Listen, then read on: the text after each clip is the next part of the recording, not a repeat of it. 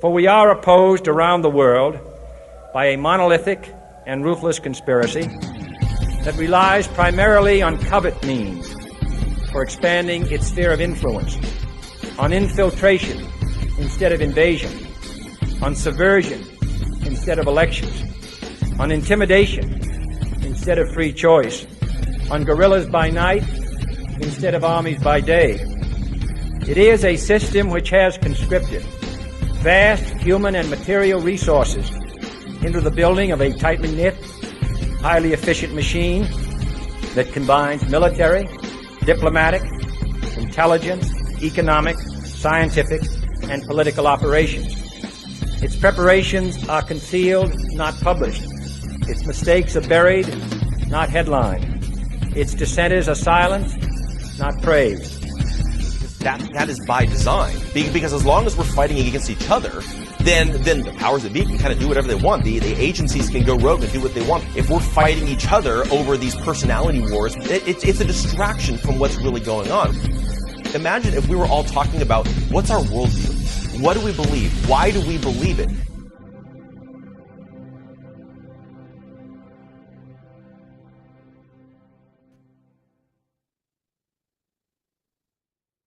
Hey guys, welcome to this episode of the Jeff Dornik Show. Thank you guys so much for tuning in. Make sure that you guys are subscribing on Rumble, and then that way you guys get notified every single time we go live. Also, and this is new, you guys can also subscribe to Freedom First Network, which we're doing our soft launch right now. We're going to be officially launching beginning of June with the new podcast network and bringing it back. It's the same network that I launched all the way back in 2020. But we're relaunching it with some of our OG shows, like Two Mics with Dr. Michael Shoy and Colonel Mike, Bob and Eric Save America, Battlefront Frontline, but then also some new ones, some from a wide variety of show hosts. Everybody from Ted Rawl with the TMI show, with his show over there with Manila Chan, all the way over to Ann Vandersteel show, Steel News, the Shannon Joy show, the Liberty Sentinel with Alex Newman. AJ Rice is going to be doing a new show, more comedic. So definitely subscribe over there at Freedom First Network. You guys get notified whenever you go live. And then one final thing before I bring on our guest for tonight, we're going to make sure that number one, you guys are getting the Pickaxe app. You guys are downloading that in the App Store, whether it's iOS or Google Play. But then as well, mark your calendars for June 13th. If you guys can get out to California, come hang out with us. We are going to be on the beach down in San Diego for the Switchfoot Bro-Am on June 13th. That's June 13th for the Switchfoot Bro-Am. Surf contest in the morning, Switchfoot concert in the afternoon. We're going to be sponsoring the VIP pit with Pickaxe, and then we've got a booth. Come hang out with Pudge and Midnight, as well as some of the OAN hosts and some other people that are on Pickaxe. We're all going to be hanging out on the beach, having a blast all day. It's going to be a ton of fun, and it's raising money for local organizations and charities working with kids on a variety of issues. So if you guys can be out there, that would be great. If not, but you guys still want to participate, you guys can go to our GiveSend Go that we set up. Go to givesendgo.com/switchfoot. givesendgo.com/switchfoot. You guys can donate, and all the money will go to the Bro-Am Foundation, which goes to help local charities out there in San Diego. So you guys definitely want to check that out as well. So without further ado, we're going to go ahead and bring on our guest for today. A good friend of mine, VapinGamers, is joining us. Vapin, glad we could sit down here and chat for a bit. Dude, it's great to be with you. Thank you for having me on, and especially, of course, because this is like beyond your normal time too, as well. So I appreciate it. No, yeah, definitely. We definitely wanted to do the special live stream on this one for sure, because I think there's again, I normally talk politics and conspiracy theories and craziness and all that kind of stuff, but also it's like now that I've got Pickaxe, it's okay, what kind of tools can we help creators to be able to build and grow and get better at their craft. And I've loved everything that you guys are building over there with historically, which has been RumBot. Now you guys rebranded to Helix. Just give everybody kind of a brief overview on like what you guys have built, why you built it, and why people should definitely be checking it out. Yeah, what we did is originally when I came to Rumble, no one wanted to work here with anybody that was doing anything on Rumble, right? So they released their API, and we're like, you know what? Somebody's got to come up with a solution, so let's just go ahead and do it. And I don't know if your screen looks normal, like we're in my Rumble studio, like I can only see down below where the things are. Mm-hmm. So if I'm looking down, I promise you, chat, the camera's up here. But Rumble Studio, which still is a great tool, this is a little ways to go. But anyway, so as that whole thing kind of happened, the API got released, started with the single line of code in terms of pulling the information, and the rest is just history. And so we've really kind of, worked hard to provide solutions to problems that streamers were having over on Rumble, which is different tools to help enhance their streams, copyright-free music too as well, which, for those of you guys that do not know, they can still go back and look at your old VODs. And if you're using music that is not yours, that you don't have the right to, they can still ding you for it. And so we wanted to create everything a streamer needed to basically enhance their streams and to protect themselves in the space. Yeah. Which is super important, and I think that it's one of those things where I think there's, for new streamers, they get into it and they use the basic tools that are available to them, whether they're hopping on Rumble Studio or Restream or StreamYard or things like that. And then there's obviously the people that have been doing it for many years, that they've got all different kinds of tools that oftentimes cost a lot of money and all that kind of stuff. And I think that's why it's like, what you guys are offering, I think is so important, so beneficial to people, is because you guys are, making available a lot of these tools that allow streamers to be able to build up their audience, retain their audience, and I think that it's a lot of things that I think a lot of, especially newbies, don't even think about. Oh, I could do this, I could do that. Yeah. It's pretty cool. Yeah, and I think that's kind of, our core philosophy has been, we want to build an all-in-one hub, right? So they come in, new streamer, even if you're a seasoned streamer out there, we got tools for you to use. And, if you need help or anything like that, we're just basically a message away.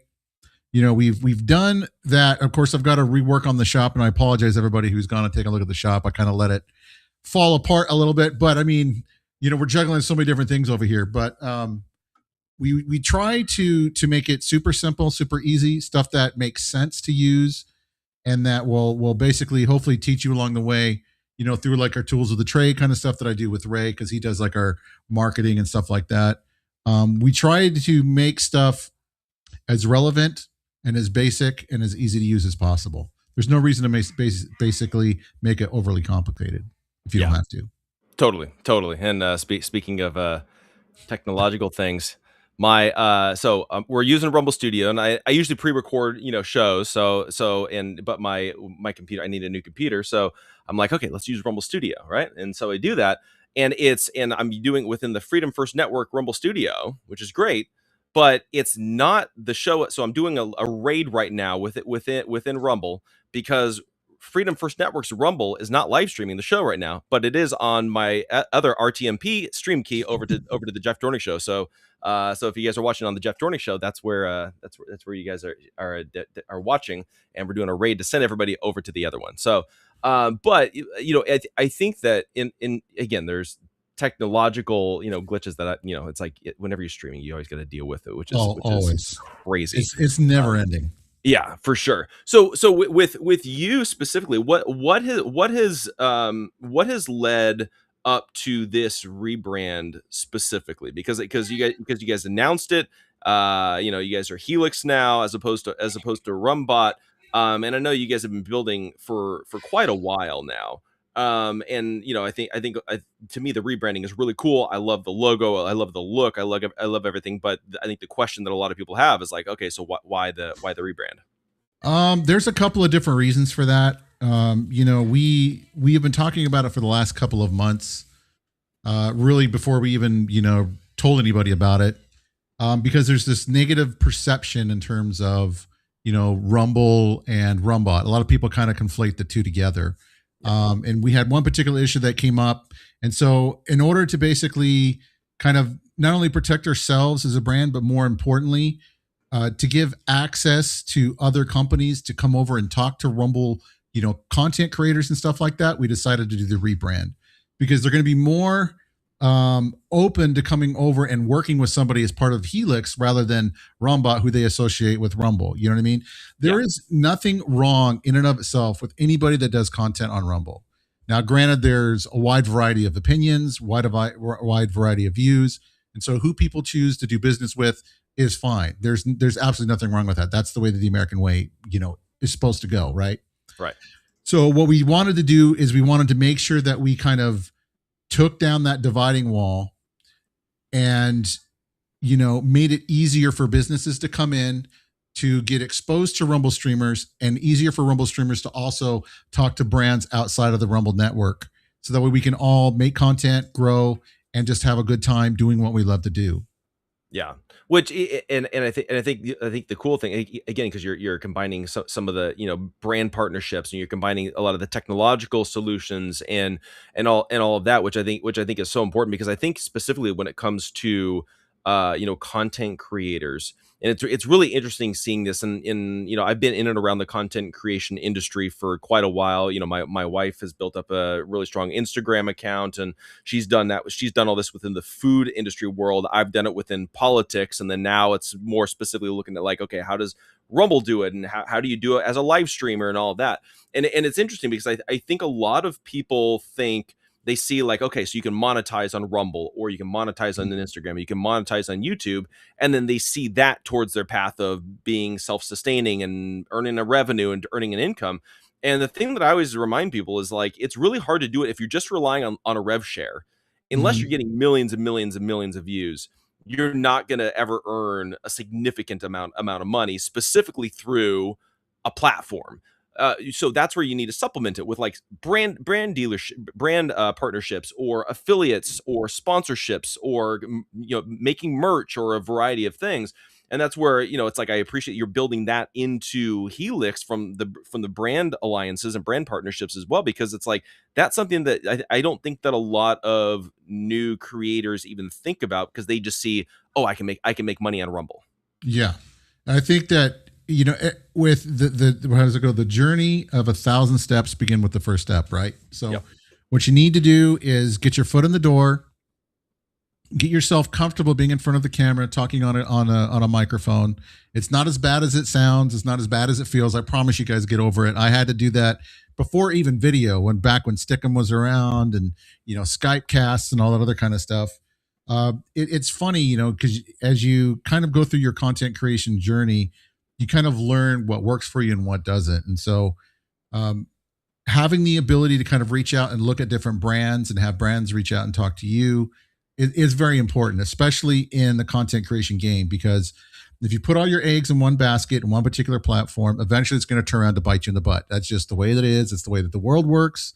And so you want to try to do what you can to try to diversify yourself as much as possible. Is Rumble perfect? No, not by any stretch of the imagination. But it's a heck of a lot better than YouTube. It's a heck of a lot better than Twitch and a lot of these other platforms that are out there. Now, we are working with Blaze, that we're currently integrated now with the Blaze as well. We're going to be doing VP Zone coming up pretty soon. You're going to be doing Twitch and Kick as well. YouTube, we're still kind of on the fence about, because they have a whole entire ecosystem of having to deal with YouTube and credits and all that other kind of stuff that I don't know if we're going to even want to go down that road. But it's important that, as you kind of learn your craft, you figure out what you want to do. Maybe you don't want to work with brands. Maybe you don't want to work with, partnership development. That's totally fine. But at least go out there, give yourselves the tools, and try it out and see what you like and what you don't like.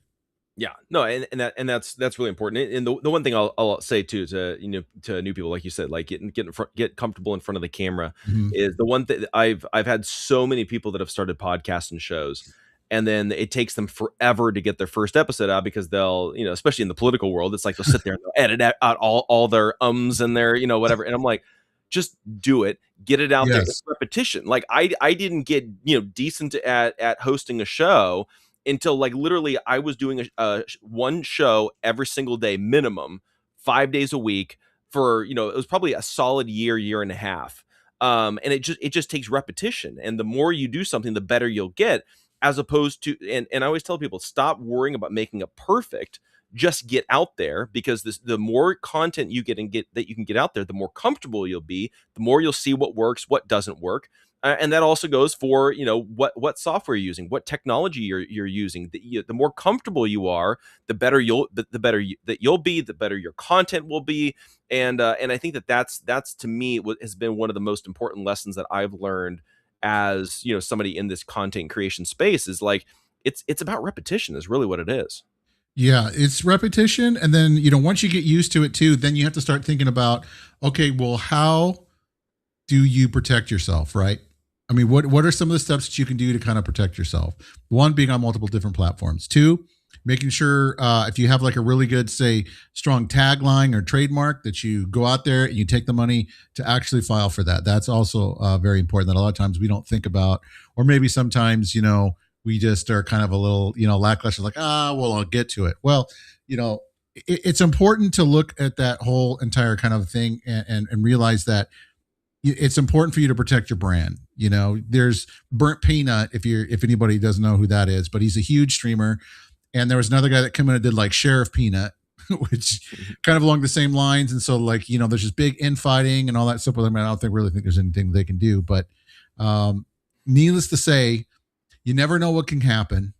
And if you all of a sudden get really big and explode, like what happened with, the Sheriff Peanut or Burnt Peanut, I'm not sure who was first, but you can really leave yourself open to do some damages possibility, a possibility of damages occurring against you, and it's kind of the same way too. I think why we also are kind of transitioning away from RumBot over to Helix. We recognize that we need to not only protect ourselves, but we also want people to know that we are our own separate entity. While we appreciate Rumble, we work with Rumble on a couple of different things, that we want to make sure that we're protected, and that, on the other hand, we also protect them too, so that way nobody can falsely come against them and accuse them of something that they're not responsible for. Right. Yeah, for sure. And I think even just from from a business standpoint and a branding standpoint, it's and I've learned this a lot in politics in what I do, is like you don't want to attach yourself to just one horse and just be like just going along with that, because number one, then you get lumped in with them. And at some point, because again, we're all, as a Christians, like every single person out there is imperfect. Every single person will make a decision at some point that you don't agree with.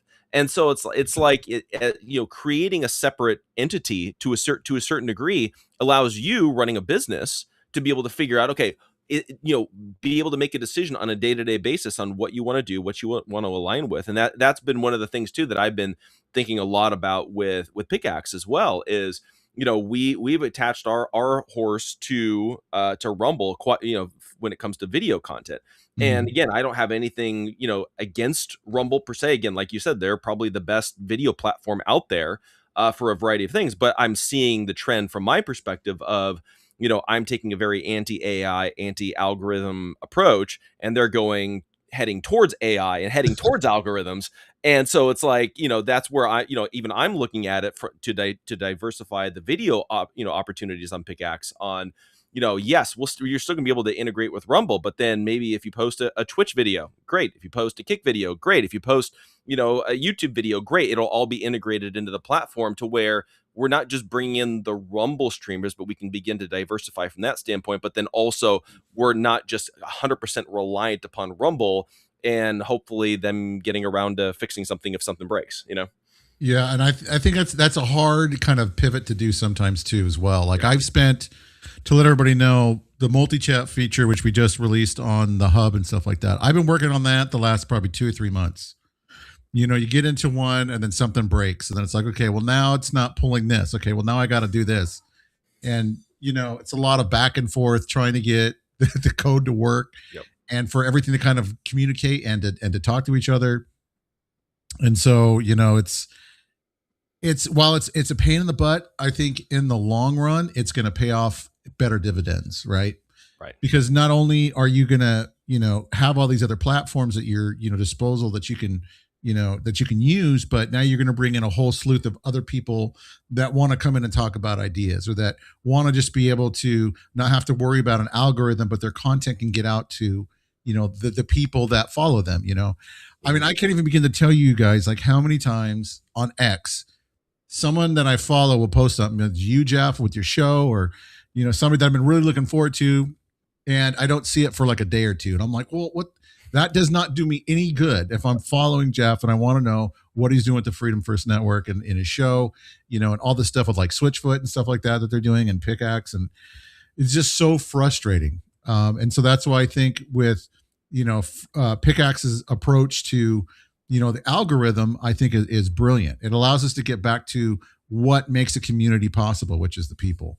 Yeah. Well, I mean that's what started social media. You know, like I was talking with Midnight the other day, and we're like, okay, we're in this is, to give everybody a little bit of a sneak peek on some of the conversations that we have. Is like we're like, okay, let's do a little marketing push on you know, I'll go sit with a white T-shirt in front of a whiteboard and pretend to be Tom and take an old school MySpace days, because it's like that's when social media was actually social, like, you know. And now I feel like we're now at a point to where it's no longer social, it's about consuming, and it's just consuming content in general. And I think that it's like, if we can figure out how to come back to building community again, I think that we could actually make some headway. I think with Pickaxe, and I think with like even what you guys are working on too, like what you're doing with your technology and integrations into live streams, in my opinion, does a phenomenal job at encouraging community, because of the integration with the live chats and all the different features and all the different tools that the live streamers can use in order to engage their audience and get people coming back for more. It's more than just, oh, I'm going live streaming, I'm talking to my audience, and hopefully they tune in tomorrow. It's like, well, now there's an incentive to a certain degree for them to tune in tomorrow because of how engaging it is. And when you get somebody to actually engage with your content, whether it's just even posting in the live chat, the rate of them returning for your following live stream astronomically goes up. Yeah. And I think that, you know, that's kind of the whole name of the game, right? Is to make it to where it's inviting, it's interactive. You know, you want to try to pay attention to chat, you know, as much as possible. You know, sometimes like in a talk show like this, it can be difficult. Sometimes when you're playing a real hardcore game and you're a gaming content creator, that can be difficult too as well. But you don't want to totally ignore chat the whole time.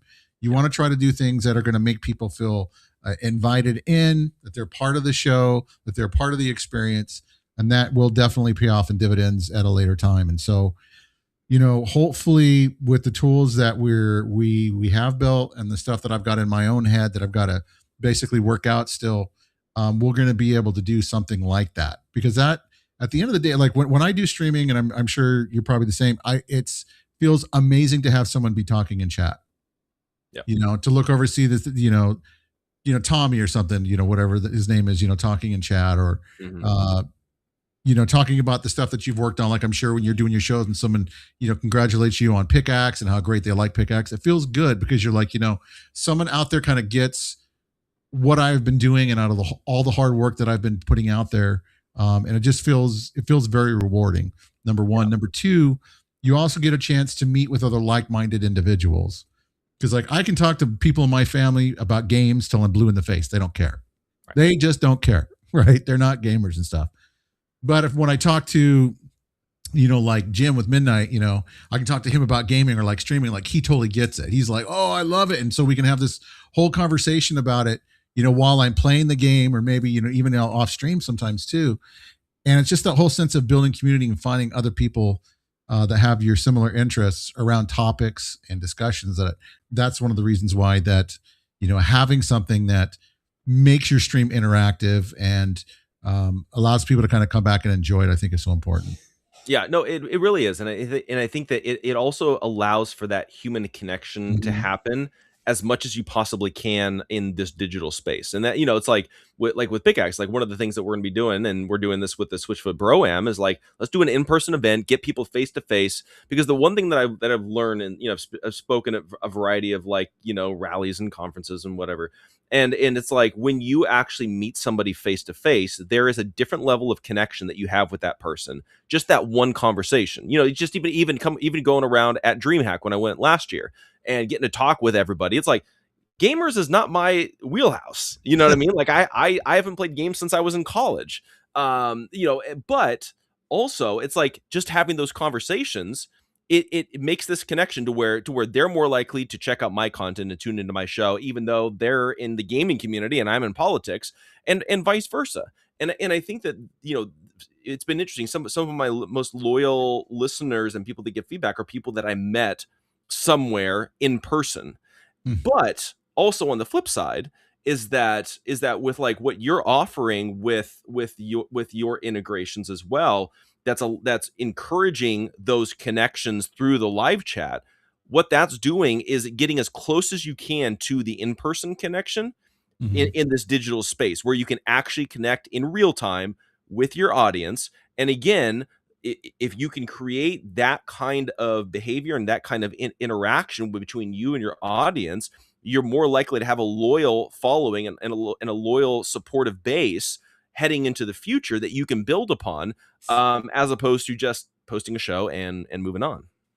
Yeah, and I think that's, I cannot emphasize like how much I think community is important, especially as we kind of get into the whole botting issue and all that other kind of stuff. Some of my favorite moments have just been really super small streams. One person's hanging out in there and we're just talking and going back and forth and just having a great time. And you're very right about in-person events. The most amazing thing is that you get to see how short people really are. You know what I mean? Yeah, that's true. So they look big on TV, but they're like 5'1" in real life. And you're like, bro, you just, number one, you're not that scary. Number two, that's impressive. You know what I mean? Because the camera does put on 10 pounds apparently. Yeah. Well, it's funny. It's funny with me because most people think that I'm short for whatever reason. They see me on a live stream and then they meet me in person. I'm 6'3" and they're like, dang, I thought you were like 5'6". And I'm like, on one hand, you're like, okay, it's a compliment that I'm taller, but also, is it an insult that you thought I was short? It's a very weird thing. Yeah, I think when we were at DreamHack and stuff, I kind of got that. Maybe it was at PAX East, I forget. Someone said that too as well. What's up, Ross Gaming? Good to see you in chat.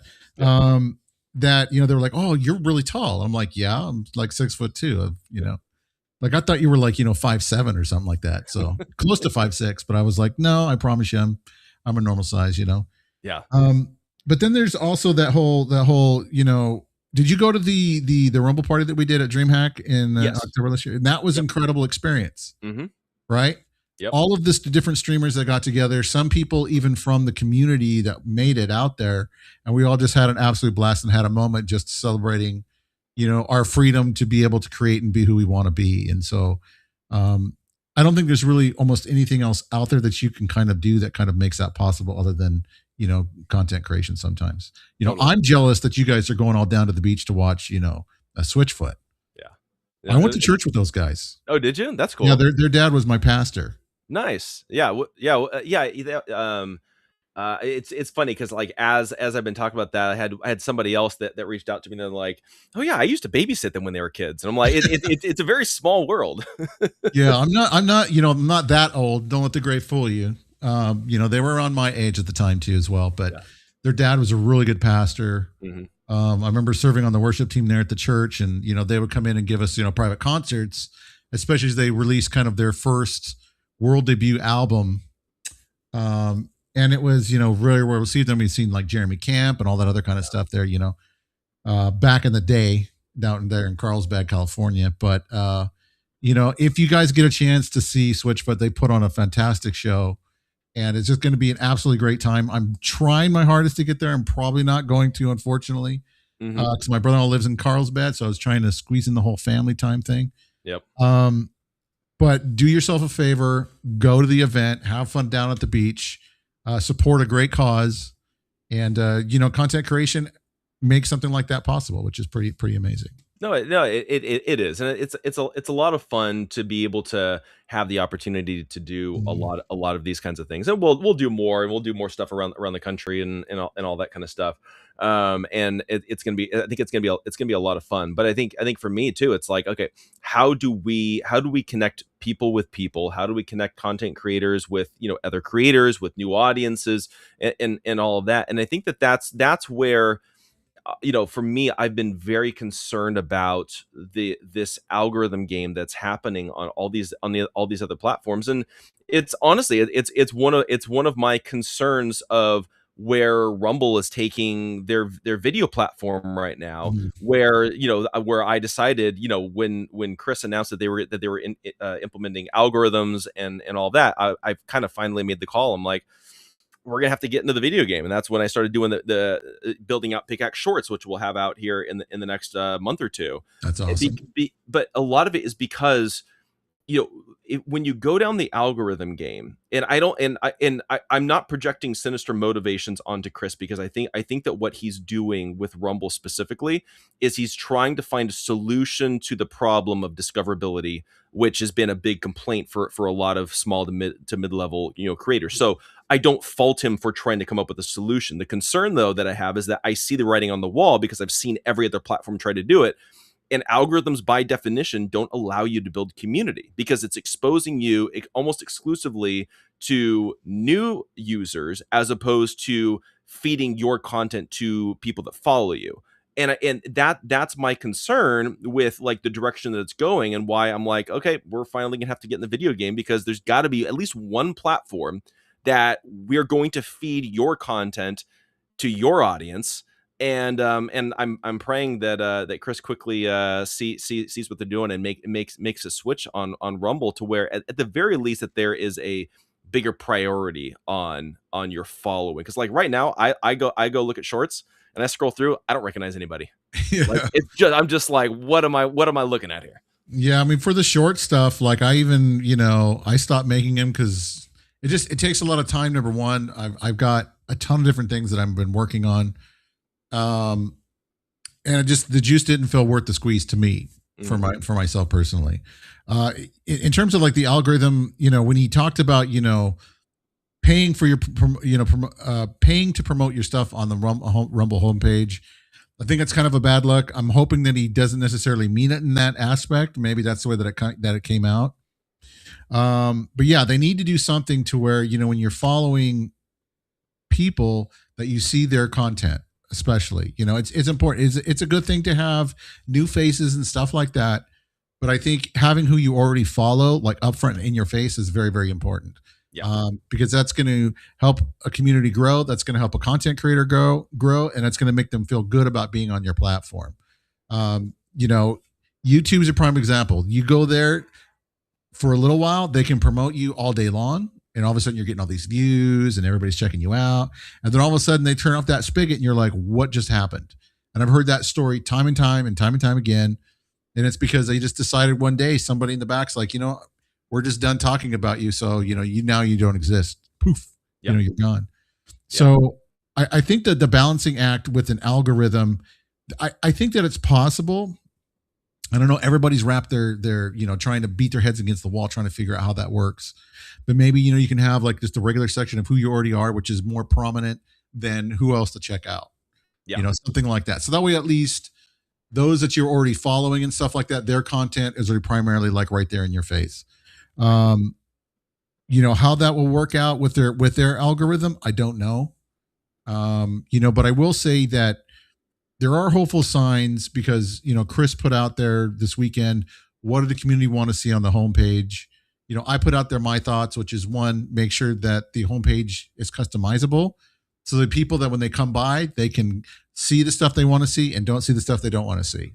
Yeah. But they can still have their section of having like, like Crowder and some of the other big names that are on there, Dr. Disrespect and such like that, their own spot. Cause I'm sure under contract, they're obligated to do that, but they could still make it to where the content and the politics and all the other stuff that a lot of people don't want to see, they can see a lot less. Yeah. And so if they do it right, they can really win the game. They can help everybody involved. We're just going to have to kind of hope that they're going to listen to the community, that we give appropriate constructive feedback. Chat, I'm just telling you, everything that was bitched about and complained about that got us up to this point, with now us having to probably pay to get our stuff seen on the homepage, was not worth it. Yeah, it was not. And I think, and I totally agree with you. And I think that it's a really good point, because I've been watching a lot of the Rumble streamers and a lot of their conversations about what's going on, and it almost feels like they shot themselves in the foot. Yes.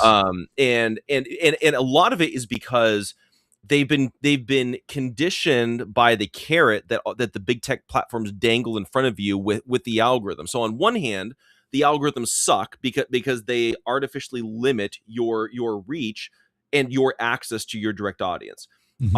On the other hand, somebody who sets up a new account, tomorrow, they could post on one of these platforms and then they could get 20 views, 50 views, 100 views, 500 views, whatever it is. And you, because the algorithm, it doesn't matter as much about who follows you. It matters more about the kind of content you're posting. Does the algorithm think that somebody would want to see that kind of content? So then they'll feed it to random strangers, people that you don't know. And so what's happening is people then become conditioned to chase the algorithm and think, well, all I got to do is post and I got to leave, and that's it. And I think that that's to a certain degree where the editor's picks on Rumble, it almost because there'd be like a random mid-level or small creator, they'd pick them to try, because they're trying to divvy up the views and get new people seen. They get up there, and then all of a sudden, then people start expecting it because they had it 2 times, 3 times, 5 times, and they're like, well, then they try to rely on that as their business model. It's like, you can't. Like, I had one guy actually pitch me on sponsorship for sponsoring their show, and it was based upon whether or not they got picked up by an editor's pick.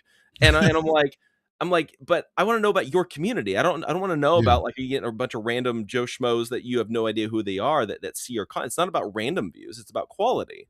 And I think that creators, they saw the carrot dangling in front of them of editor's pick or the algorithms in general.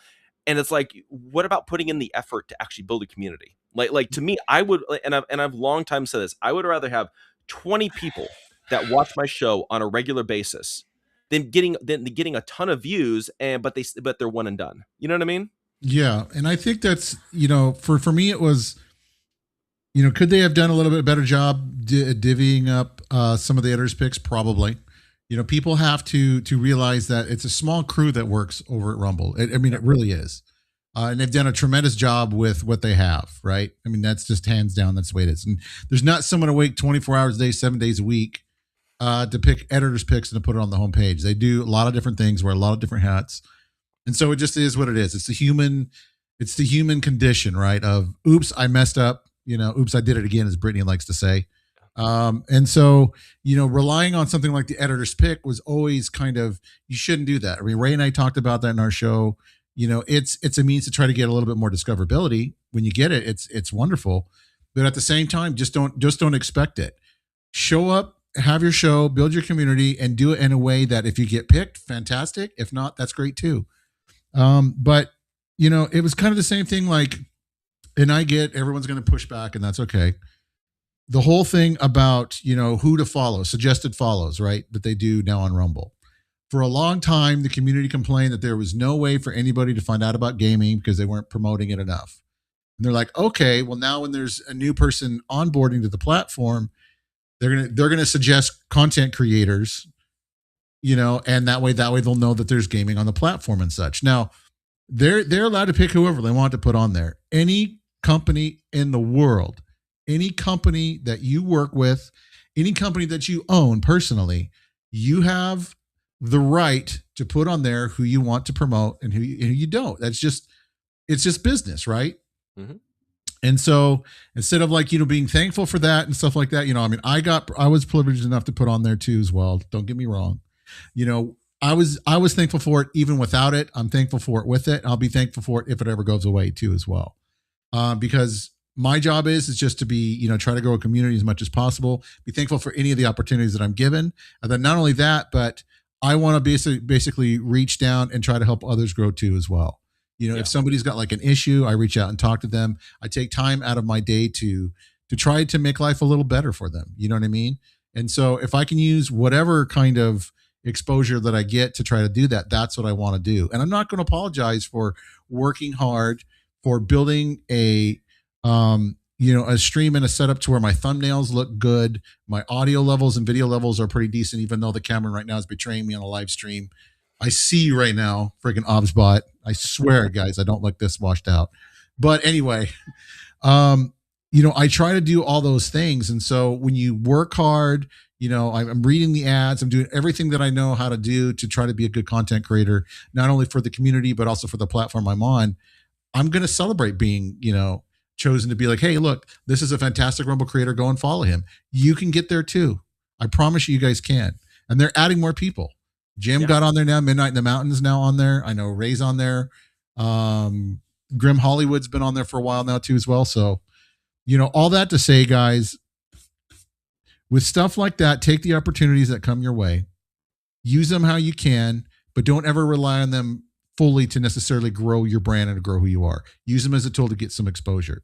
But well, and I think on that note, I think it's an important point, because like you have to see that as the icing on the cake, not the cake. yes, And I think that like it's a great added benefit, but you're not entitled to that. And that's yes, the thing that I learned. I like when I started building out my show. I started out in the Christian world, interviewing pastors and theologians and all that kind of stuff. Caused a lot of ruckus within evangelicalism. Then I hop over to politics and cause ruckus over there. And but when I started, I was literally a nobody. Like I had no following, no like anything, and I just started, right. And the way that I started was I would interview somebody, and then I would want to interview somebody else, right? So then I would use the previous people that I've interviewed as examples of, okay, oh, I've interviewed this person, and then I would go and then I would try to get somebody that was 1 or 2 steps higher than them. Like, well, hey, I just interviewed so and so. Would you like to come on my show?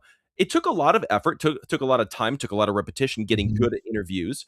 But I kept building on top of that, and to where just like naturally, organically, then all of a sudden, then I start getting pitched to interview, candidates running for office. And then I use that in order to ask, people. And I've had like Senator Ron Johnson on my show. I've had Kash Patel. I've had, people like that. And it's not because I'm this phenomenal, amazing interviewer or whatever. It's just like I put in the effort, I put in the energy.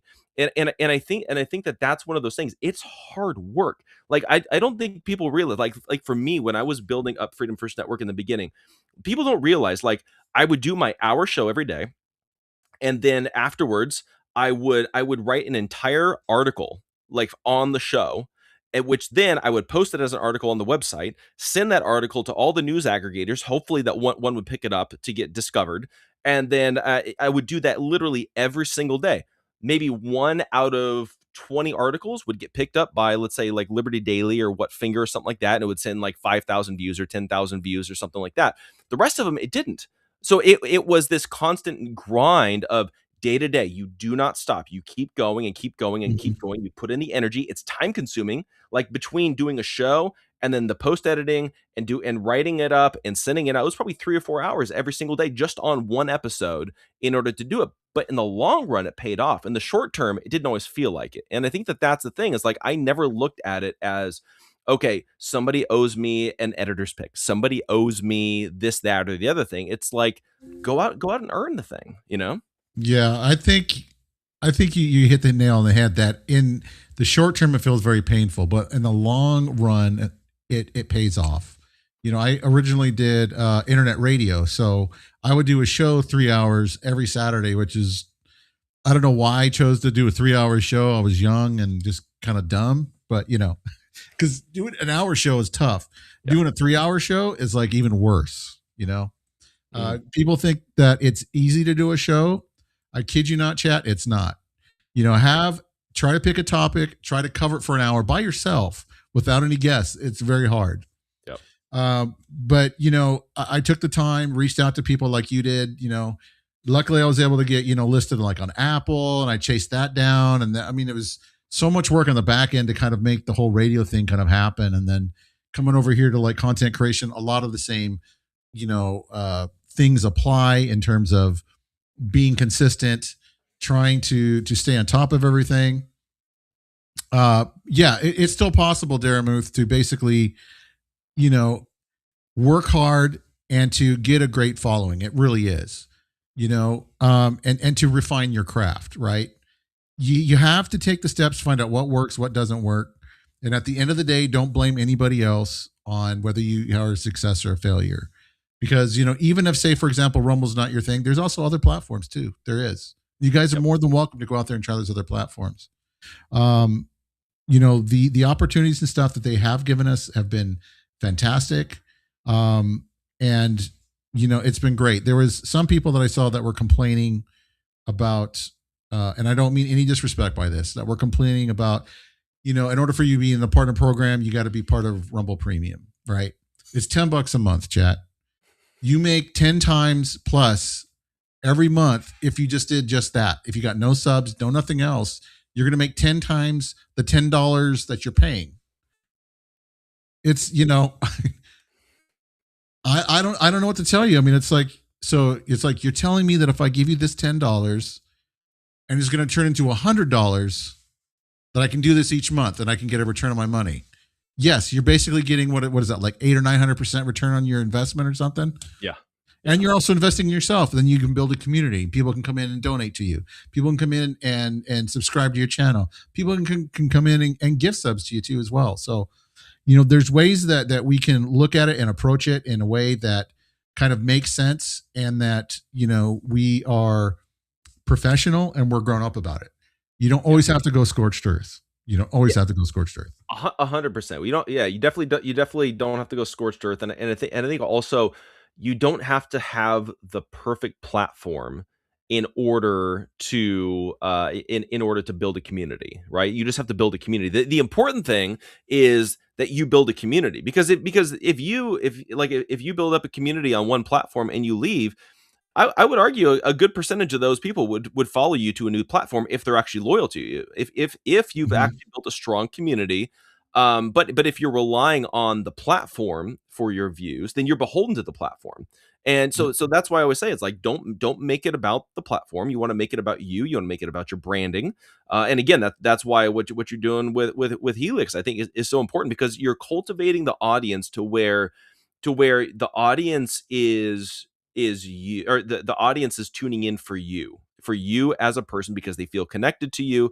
And I think that is what's so important about all of this kind of stuff, is that if you rely on the algorithms, if you rely on editors' picks, you rely on all these tricks in order to get views, what good does a view do if you don't have a community? And so focus more on the community. Stop caring about the number of views you get. Stop worrying about that. Focus on the number of people that are tuning in regularly every single time. If it's 5 people, it's 5 people. You have a community of people tuning in, and probably 1 out of those 5 people would probably buy something if you promoted it. You know what I mean? Yeah. Like, use that as a foundation. Now try and go get 6. Now try and get 8. Now try and get 10. See it in the long term of, it's about community building, not just chasing numbers. Because I learned this the hard way. When I first started, we built that Freedom First Network. We chased the numbers, right? And then guess what happened? Then I get permanently banned off of X for talking about COVID-19 in the wrong way. And then what does that get you, right? So then I had to go onto another platform and then basically relaunch and rebrand and restart from scratch. And so it's like, I learned my lesson there. Is it's not about the numbers. It's about the community. Yeah, that's very hard to get to too as well. So he says, Darren Mode's saying, true to the degree, as long as the money's still there. The value varies, and for some, the payout has gone down. Yeah, I mean, I understand that, Darren Muth, in a sense, but all I'm saying is that even if you were just to do, say, the $10 a month, right, and you're still making 100, you're still getting like 900% return on your investment.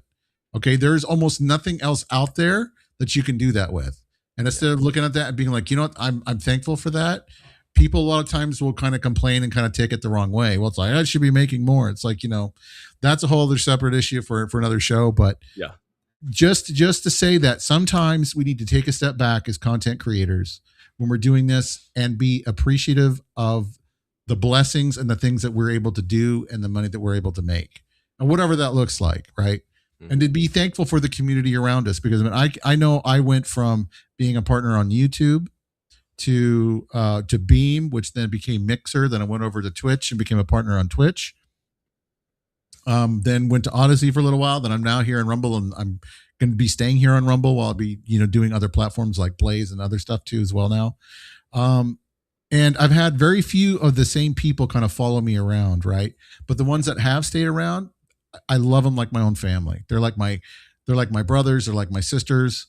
Some people they come by my stream that I haven't seen in a couple of years, and they're like, "Oh my gosh, you're live! I can't believe I haven't seen you for a long time." It's like, it's so good to see you. And so you have that memory and stuff like that, and they do come back by and they do, try to support when they can and stuff like that. And it's important. So, numbers are one thing, followers and community, totally something different. And so we hope that with everything we've done with Helix and the software and the tools that we've built will hopefully kind of make this better, make it, funner, And I appreciate it only for the beard. Thank you, Zaki. I Well, appreciate you, dude. yeah. Well, I want to throw in a comment to kind of piggyback off what you're saying too, because I think it goes back to the idea of I don't for me as a content creator, I don't want to rely on any platform for my revenue. Again, I always see it as icing on the cake. That's not the bread and butter. So like when before I launched Pickaxe, we had the best year of Freedom First Network, and we were able to bring in enough money to where it was both I and my business partner were able to work full time. Like that was our only revenue stream was coming from our shows, right? And it there was we had Spreaker ads that we'd earn some revenue, maybe earn a couple $100 a month at that.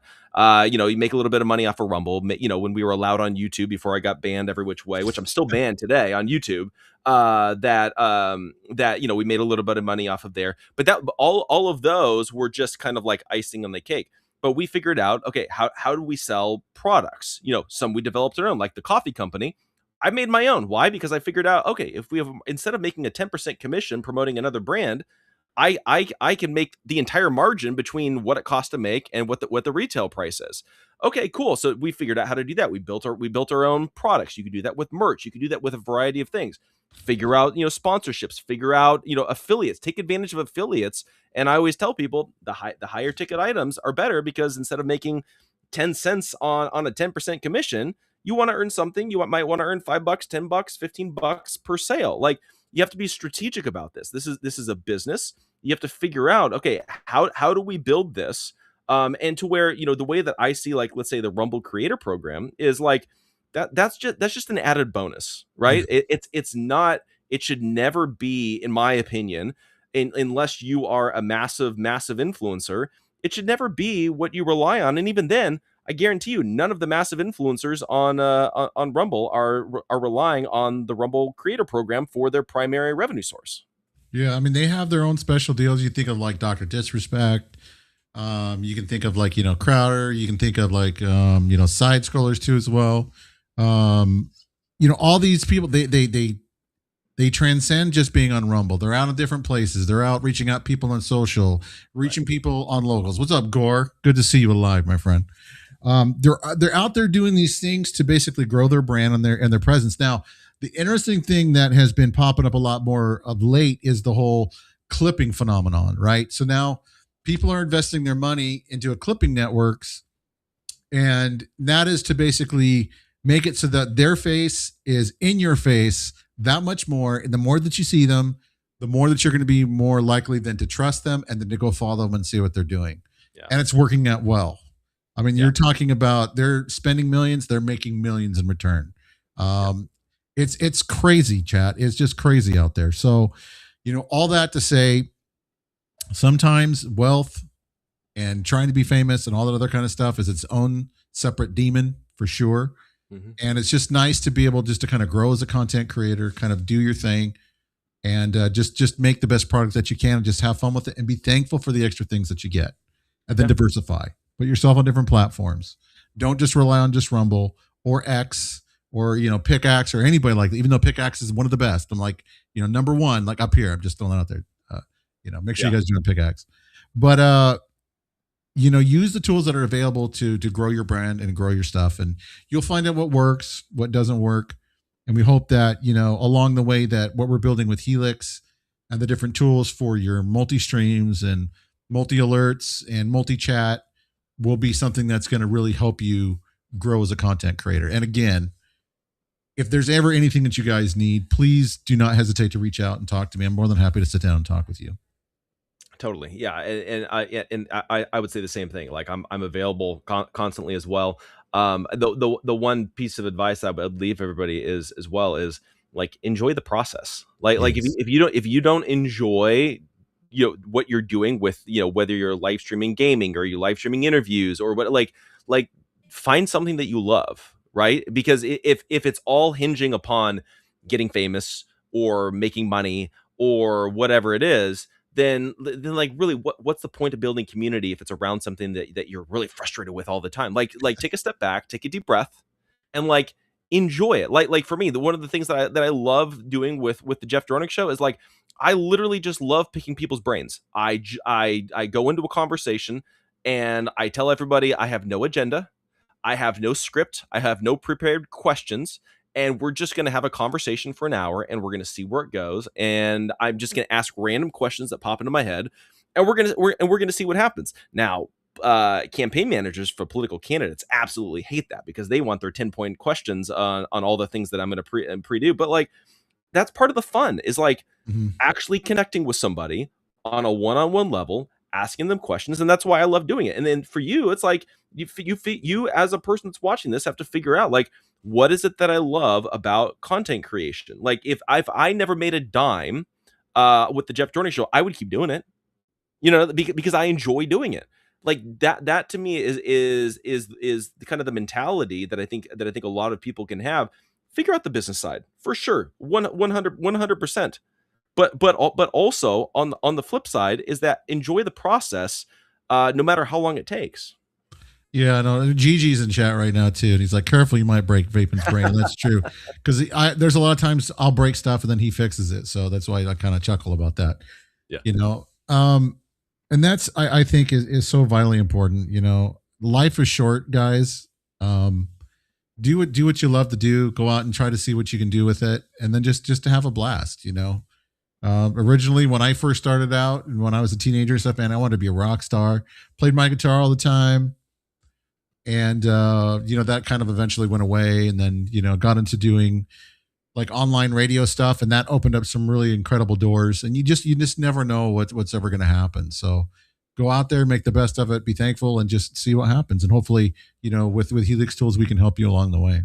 Yeah. Now, obviously tell everybody how they can, obviously check out Helix, integrate with it, what they need to do in order to make that happen, all of that. All you need to do is go to helixtools.org. If you guys are already part of the RumBot ecosystem, you're still totally covered. Everything is basically being carried over. So you just go over there and log in with your new account, or with your same account, I should say. And then all your stuff is going to be there. We've got a bunch of different stuff that we're going to be releasing. We got tools that are there for you to use. It's super simple. Go there. If you don't have an account, create a new one. Just do your email address and password, and then come and join us. And then if you have any questions, of course, there's email form there. You can call us now. I put a phone number on the website, so you can call and leave a message, or reach out to us in Discord or by email through the form. I promise you we won't bite much except on Mondays, so be careful today. Yeah. Other than that, you're totally fine for the rest of the week, but we'd love to have you be a part of the Helix family. And if there's anything in particular that you want and we don't have, we'll be more than happy to take a look at it for you.